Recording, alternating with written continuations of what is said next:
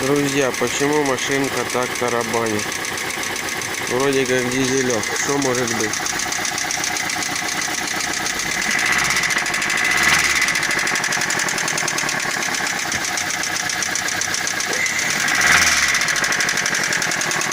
Шатун походу, да?